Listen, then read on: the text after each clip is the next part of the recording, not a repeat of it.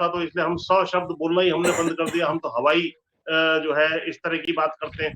तो ये सारी जो चीजें मिलजुल करके, और इनको अग्निवीर जैसी जो योजनाएं हैं जिसके माध्यम से इनको फौज में स्थान मिल जाता था, क्योंकि संघर्षशील और जो है क्षत्रिय कौम बलिदान करने वाली कौम है। और कहीं ना कहीं इनको ये भी लगता है कि आगे जाकर के ये जिस तरीके से अनेक मुख्यमंत्रियों को हटाया जा रहा है, तो कहीं ना कहीं ये योगी जी का नंबर भी ना लगा दें जैसे ही चुनाव और जीत के आए। ये मतलब भी एक बहुत बड़ी बात। उनके समाज के जो मठाधीश है योगी आदित्यनाथ, आपको लग रहा है कि योगी पर आंच आ रही है गुजरात लॉबी की, इसलिए कहीं ना कहीं योगी को भी एक इनडायरेक्ट सपोर्ट है? ज्ञान में दो तलवारें नहीं रह पाएंगी। 2024 के बाद या तो मोदी रहेंगे या योगी रहेंगे, ये मैं आप बहुत स्पष्ट करके बता रहा हूं आपको। ये संदेश नीचे तक ठाकुर समाज में है कि ठाकुर समाज जिस तरीके से इनको अपमानित किया गया। मेरठ की रैली हुई थी, योगी जी का उसमें जो है हाथ तक नहीं मिलाया उनसे, और उनका फोटो भी उसमें नहीं था। मोदी जी ने हाथ नहीं मिलाया? जी जी बिल्कुल नहीं हाथ मिलाया, और बगल में खड़े हुए सैनी जो मुख्यमंत्री हैं वहां के हरियाणा के, उनसे हाथ मिलाया। सोम साहब, आप तो क्षत्रिय समाज के नेता हैं भाई, युवा नेता हैं क्षत्रिय समाज के। आप लोग लगातार, मैं देख रहा हूं वीडियो आपके, फॉलो कर रहा हूं, आप लोग हर दिन कभी सहारनपुर में रैली, कभी सरधना में रैली, कभी यहाँ, हर जगह आप ठाकुर, मोदी और अमित शाह को पसीना आ रहा है। अरे भाई आप लोग तो बुनियादी वोट थे, ठाकुरों और पंडितों के वोट पे ही बीजेपी आगे बढ़ी। ऐसा क्या हो गया कि दरी खींच रहे हो मोदी के नीचे से भाई? ऐसी नाराजगी क्या है? दीपक जी, लोगों को राजनीतिक रूप से खत्म करना चाहते हैं, और हमारे समाज ने ठान लिया है कि ये लोग, हम लोगों को तो खत्म करने के लिए बहुत लोगों ने प्रयास करे। विदेशों से विदेशी आक्रांताएं आते थे हम लोगों को खत्म करने के लिए, वो खत्म नहीं कर पाए, तो ये क्या खत्म कर पाएंगे? और हम लोगों ने ठान लिया है, वो ठाकुर ही नहीं जो भाजपा को वोट देगा, अपने नाम के आगे से वो ठाकुर शब्द हटा ले अगर वो भारतीय जनता पार्टी को वोट देता है। और कल सरधना मेरठ में एक महापंचायत हुई है जिसमें 1 लाख से भी ज्यादा राजपूत इकट्ठा हुआ है। उसने अपने पूर्वजों की कसम खाई है कि भाजपा को वोट नहीं देंगे, किसी को वोट देना, और ये तय हुआ है कि सहारनपुर में इमरान मसूद को वोट दिया जाएगा, कैराना में इकरा हसन को वोट दिया जाएगा, मुजफ्फरनगर में हरिंदर मलिक को वोट दिया जाएगा, और वो ठाकुर ही नहीं जो भाजपा को वोट दे देगा। आप देख लीजिए हम लोगों के लिए इन्होंने क्या छोड़ा है। अरे भाई क्या लोगे? जमीन ले ली, जायदाद ले ली, रियासतें ले ली, और क्या लोगे? आज हमारा राजनीतिक वजूद भी तुम खत्म कर देना चाहते हो।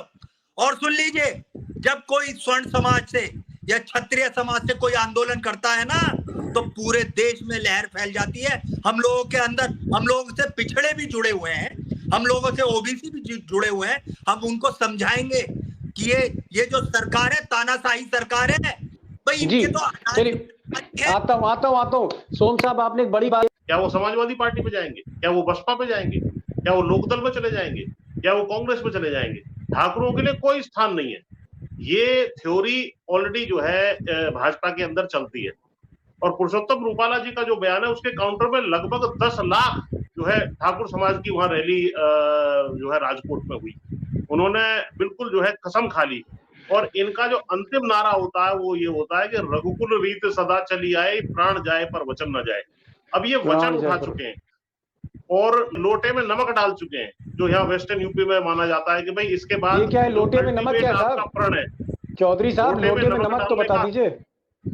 जी आप बताइए। नमक डालने का अर्थ है कि भाई इसके बाद जो है हम इस अपनी कॉल से या अपने वचन से लौट नहीं सकते, वरना हम बर्बाद हो जाएंगे। हम एकजुट भी हो गए और जो है इससे लौट नहीं सकते। ये लोटा नमक का जो है सिस्टम यहाँ चलता है। तो ये लोटे में नमक डाल देते हैं, नमक डाल देते हैं सब लोग। पॉलिटिकल क्रेडिबिलिटी इनकी शून्य हो जाएगी, इनकी हालत और खराब हो जाएगी। इसलिए इनको अब अंगद की तरह वहां जमा रहना पड़ेगा अपने वचन। ठाकुर साहब, ये लोटे में नमक डालने की नौबत क्यों आ गई? कुछ तो बता दीजिए भाई। आपके तो योगी जी हैं मुख्यमंत्री, पूजनीय योगी जी, राजनाथ जी, और क्या चाहिए आपको? मोदी ने आपको एक योगी दे दिया, मोदी ने आपको राजनाथ दे दिया, और क्या चाहिए? लेकिन फिर भी आप लोटे में नमक डाल रहे हो।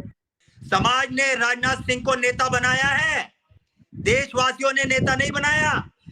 गृह मंत्री, रक्षा मंत्री, सांसद, विधायक राजनाथ सिंह को क्षत्रिय समाज ने उनके पीछे लामबंद हुआ, तब जाके वो देश राजनीति के शिखर पहुंचे हैं।